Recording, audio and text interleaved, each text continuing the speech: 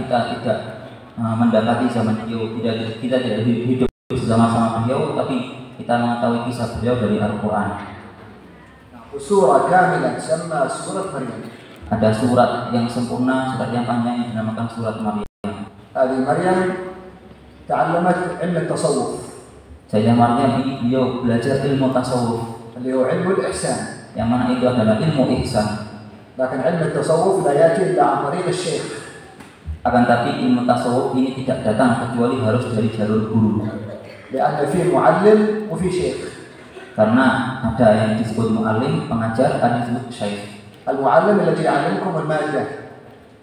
Mu'allim, guru adalah orang yang memberi kalian materi ilmu. لكن الشيخ الذي يربي النفوس. Akan tapi syekh adalah yang mendidik nafsu, mendidik jiwa kita. الشيخ الذي يعلمكم خوف الله. Syekh adalah guru yang mengajari kalian takut kepada Allah. الشيخ الذي يخرج من القلوب الأخلاق السيئة. Syekh adalah yang mengeluarkan dari ilmunya dia menjauhkan dengan ilmunya dia akhlak-akhlak yang buruk. الشيخ الذي يعتني بتربية المريد. Syekh adalah orang yang memperhatikan tarbiyah, mendidik murid-muridnya. سيدتنا مريم من هو شيخها؟ Sayyidah Maryam, siapakah guru beliau? ومن هو أستاذها؟ Siapakah ustaz beliau? Siapa? سيدنا زكريا Ini saya. هو نبي الله وهو أيضا الشيخ والمربي والموجه والمرشد والمعلم الذي قام بتعليم وتربية مريم.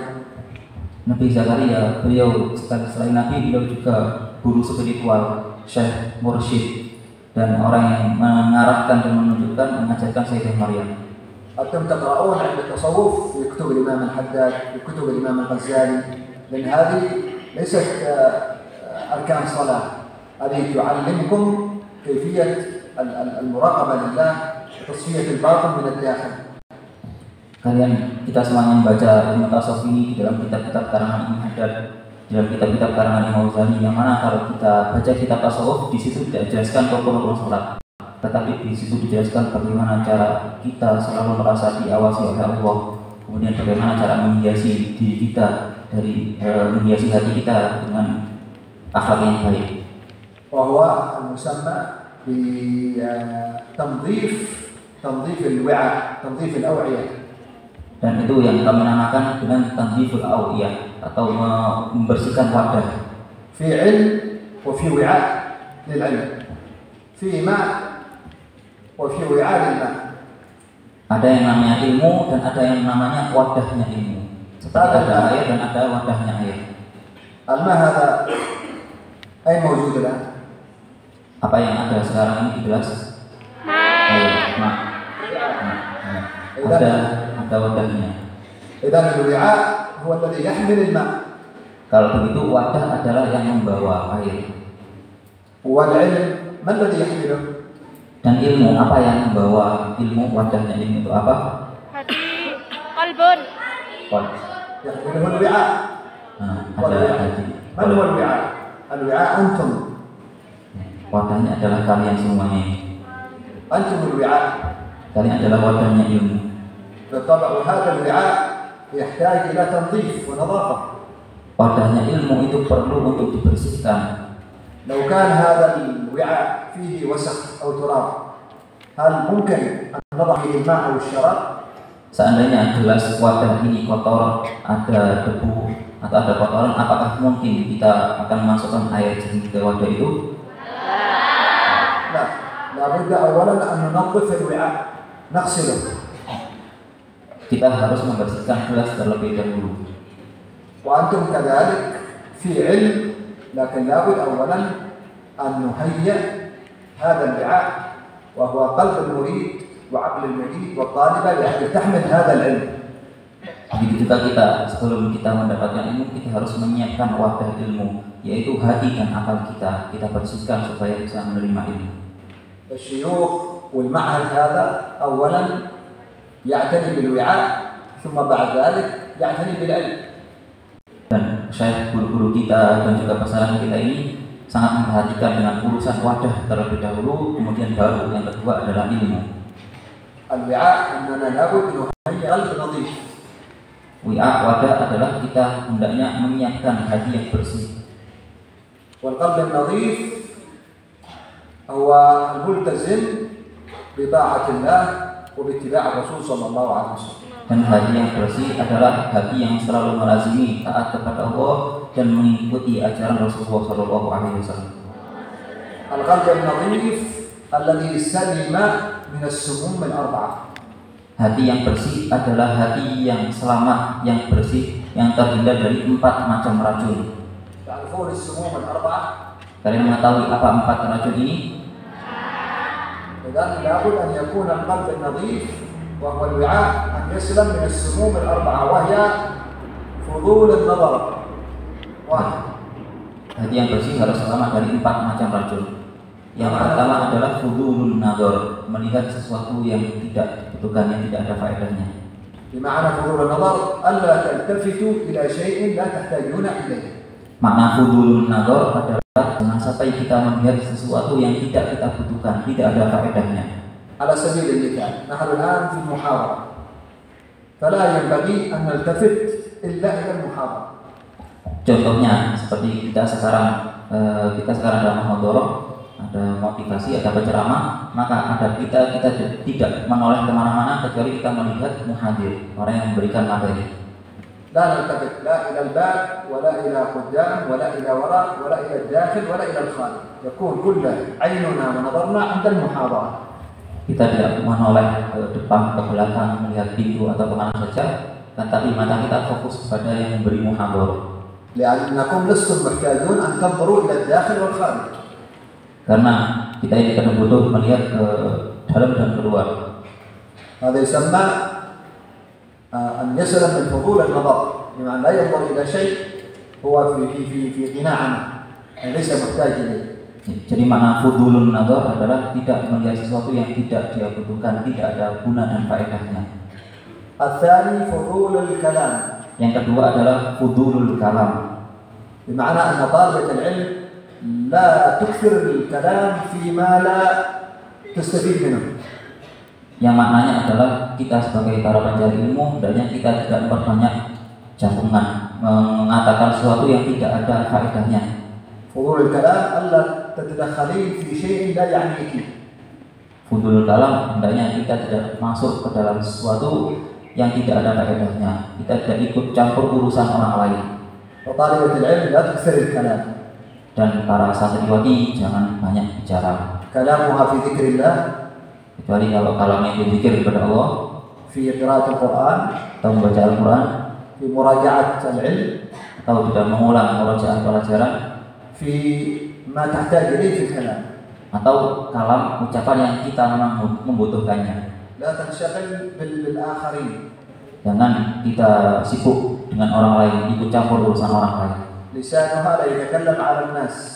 Jangan sampai lisan kita digunakan untuk rasa-rasa membahas menceritakan orang lain. أنتم لستم محتاجون أن تتكلمون على فلان أو فلان. Kalian ini tidak butuh untuk membahas fulan atau fulan. الثالث فضول السمع. Yang ketiga adalah fudulus sama, mendengar. يعني لا أسمع إلى شيء أنا لست محتاج إلى أن أسمعه. Yaitu maknanya hendaknya kita menjaga telinga kita tidak mendengar kepada sesuatu yang tidak ada manfaatnya. هذه كم؟ Salah. فضول النظر، فضول Dalam الكلام، وفضول السمع. الثالث الرابع فضول المشي. Yang keempat adalah fudulul masyi, berjalan yang tidak ada manfaatnya. لا أمشي إلى شيء أنا لست بحاجة إلى الذهاب إليه. Kita tidak berjalan ke tempat yang kita tidak ada gunanya berjalan ke situ. وهكذا إذا حفظ قلوبكم من هذه الأشياء أنتم الآن أصحاب قلوب سليمة. Kalau begitu, jika kita bisa menjaga hati kita dari 4 hal ini, maka kita adalah orang yang memiliki hati yang selamat, yang bersih. والآن هذا القلب بالإمكان أن تحط فيه العلم. Kalau hati kita sudah bersih, maka kita juga bisa menuangkan di situ ilmu. معنى الوعاء الاستعداد للتلقي. Makna wadah adalah kita harus menyiapkan untuk bisa mendapatkan ilmu. لأن العلم يحتاج إلى استعداد. Karena ilmu itu butuh kesiapan. هل ممكن أن يسافر الإنسان بلا مال؟ Apakah mungkin kita melakukan perjalanan tanpa ada samu, tanpa ada persiapan sebelum itu? أو يركب الطائرة بلا تذكرة؟ Atau ada orang ingin naik pesawat tanpa beli tiket? أو يذهب بلا ملابس؟ Atau beli ke toko baju, beli baju di toko baju tanpa membawa uang? لابد أن يستعد الإنسان بما يحتاج إليه في السفر. Orang yang akan melakukan perjalanan harus membawa sesuatu yang dia butuhkan dalam perjalanan dia. ولذلك العلم يحتاج إلى استعداد باطني وعقلي. Kalau begitu ilmu itu membutuhkan persiapan batin dan persiapan akal. لذلك أنتم دائما يكون عندكم استعداد ذهني واستعداد باطني لأجل تحصلوا هذا العلم. Kalau begitu, hendaknya kita semuanya menyiapkan, mempersiapkan batin dan akal kita supaya kita bisa mendapatkan ilmu ini. وبعدين عليكم مسؤولية التبليغ للعلم. Kemudian tugas selanjutnya adalah mengembangkan ilmu.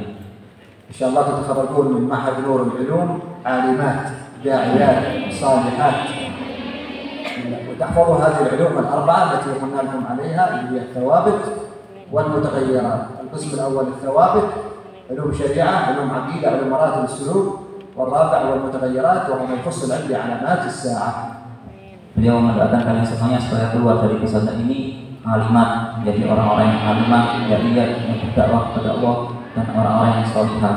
Dan insya Allah kalian bisa mempelajari dan mengamalkan 4 macam ilmu ini, yaitu jenis yang pertama at-tawabit yang tetap, jenis yang kedua adalah al-mutaghayirat yang berubah. Al-mutaghayirat huwa ilmu al-waqt. Al-mutaghayirat adalah ilmu waktu atau ilmu kiamat. Wa yusamma fardul waqt. Dan disebutkan fardul waqt, keutamaan waktu. Al-furud 3 aqsam. Fardu itu dibagi menjadi 3. Fardu ainin wa fardu kifayah, sah? Fardu ain dan fardu kifayah, benar?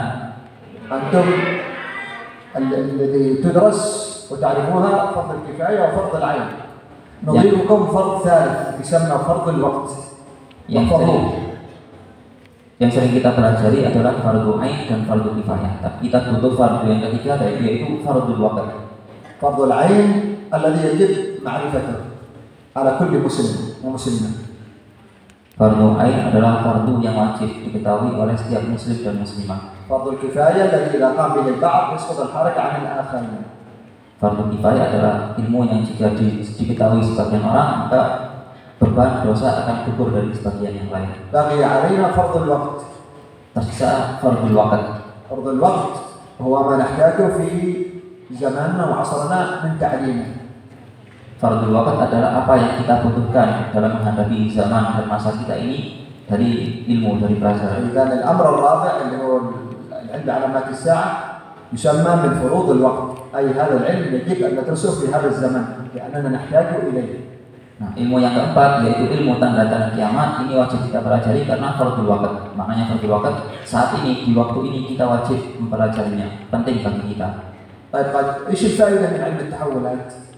Kemudian jika ada yang menanyakan apa faedah dari mempelajari ilmu tahawulat, ilmu tanda kiamat? فائدته أنه واحد وقاية لنا من الوقوع في الفتن.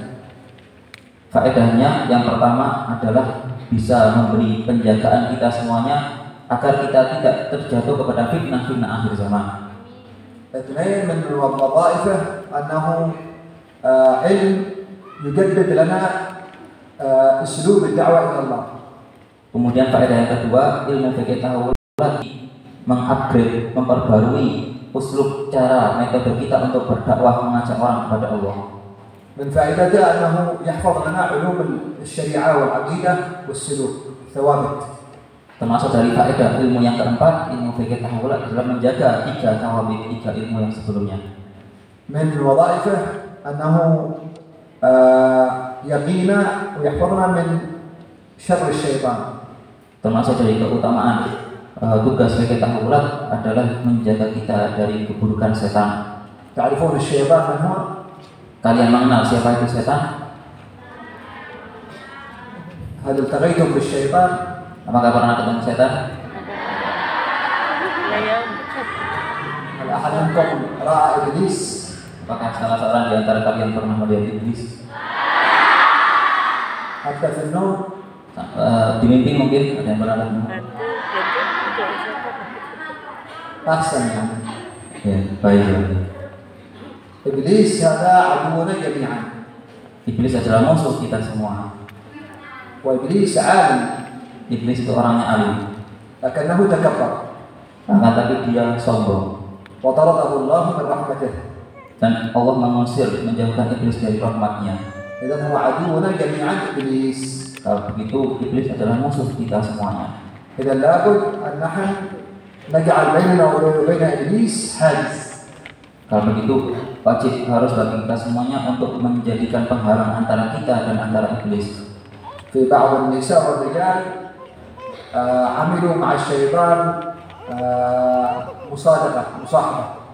Sebagian orang laki-laki dan perempuan, mereka memiliki hubungan pertemanan dengan setan.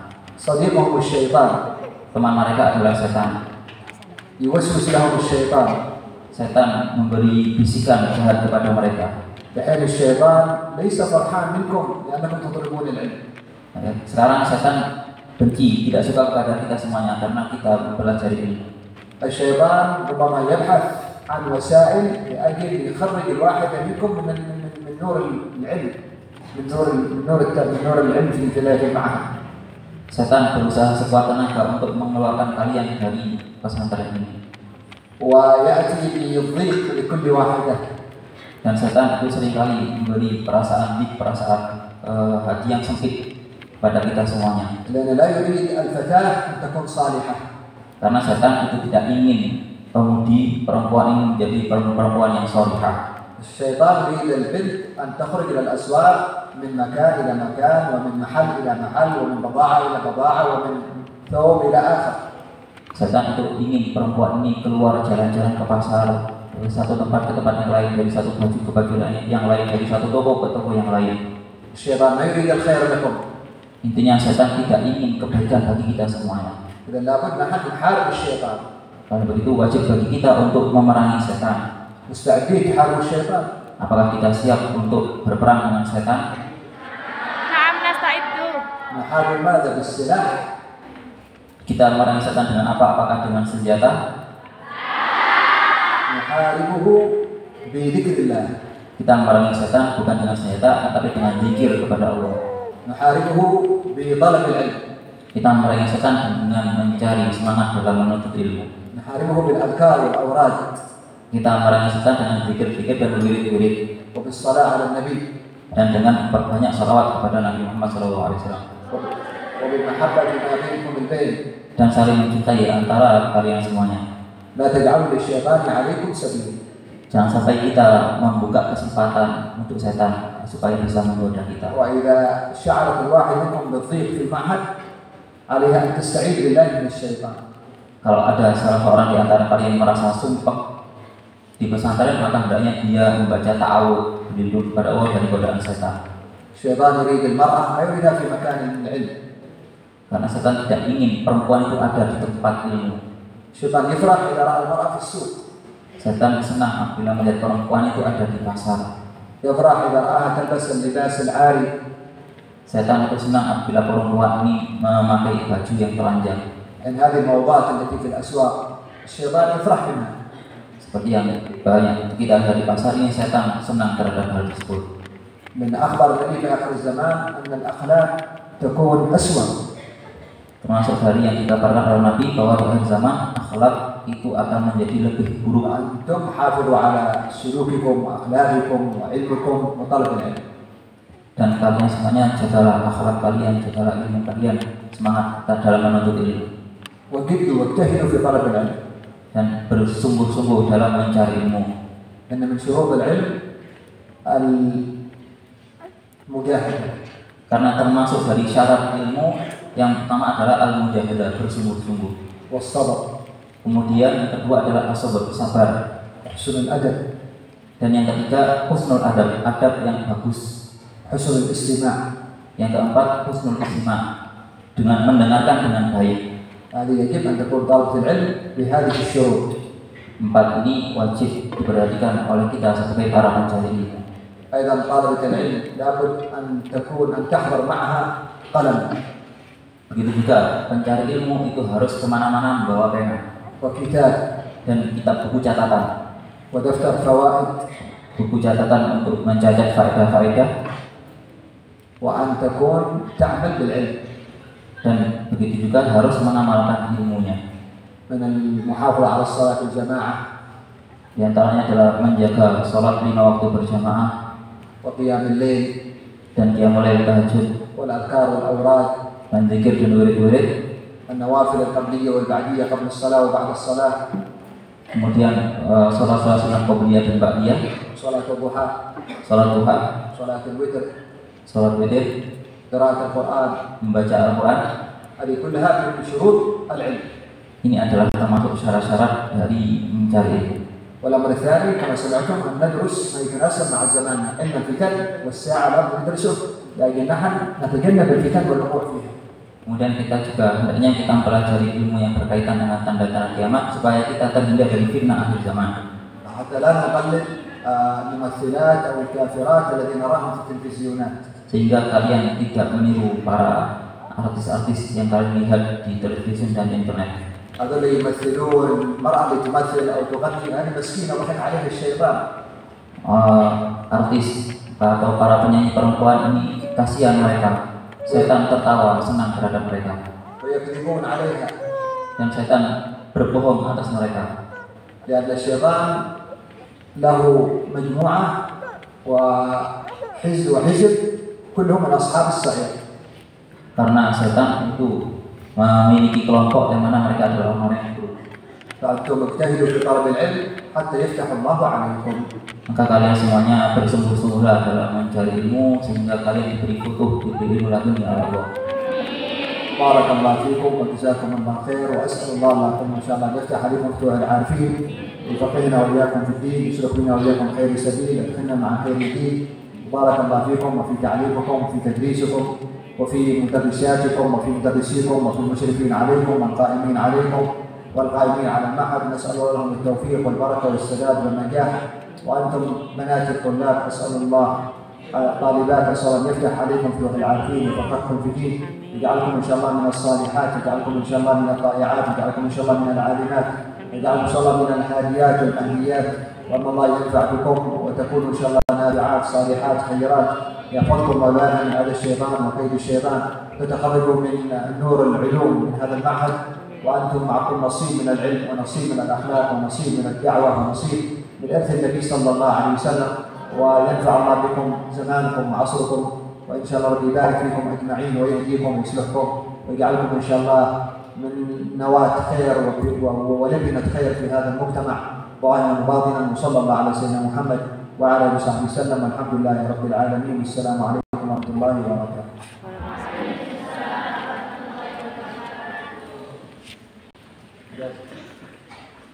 طيب إن شاء الله طلبوا الأخوان المشرفين عليكم الإجازة.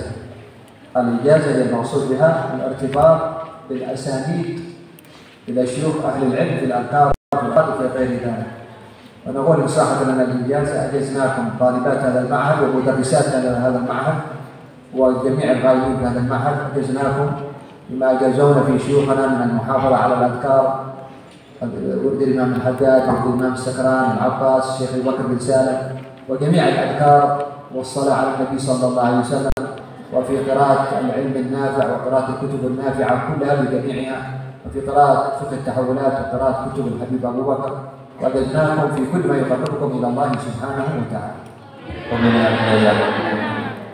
Dia mengatakan ijazah ini ijazahnya supaya kita sambung dengan syekh-syekh, guru-guru di dalam wirid, di dalam belajar ilmu. Kemudian beliau mengatakan, jika saya boleh memberi ijazah, maka saya memberi ijazah kalian semuanya. Kata beliau, di dalam menjaga agar wirid-wirid, membaca wirid Imam Haddad, wiridnya Imam Atos, dan wiridnya para salafus saleh yang beliau dapatkan dari guru-gurunya. Kemudian beliau ijazah yang kedua untuk bersalawat kepada Rasulullah SAW.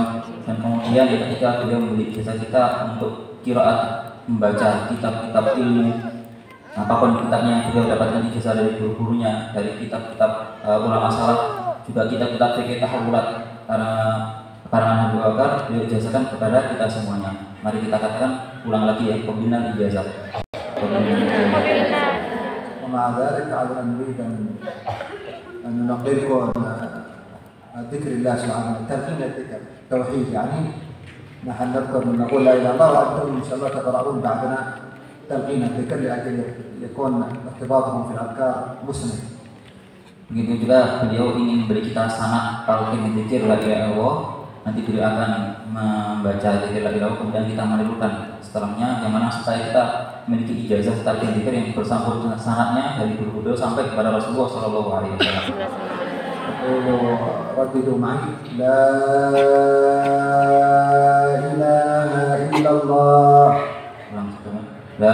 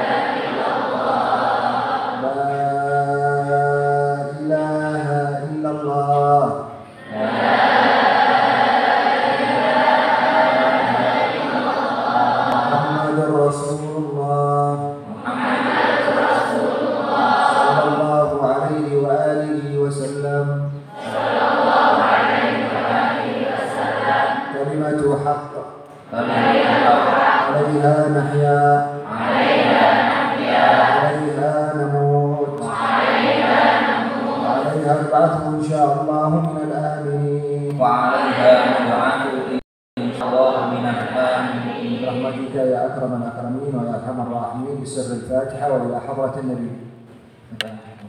قرأوا الفاتحة بصوت واحد. Baca Fatihah bareng-bareng ya, dengan satu suara. Bismillahirrahmanirrahim. Alhamdulillahi rabbil alamin. Ar-Rahmanir-Rahim. Maliki yaumiddin. Iyyaka na'budu wa iyyaka nasta'in. Ihdinas siratal mustaqim. صراط الذين أنعمت عليهم غير المغضوب عليهم ولا الضالين. آمين. البركة والتوفيق وبارك الله فيكم وفي مدرسيكم ومشرفيكم والغالبين عليكم.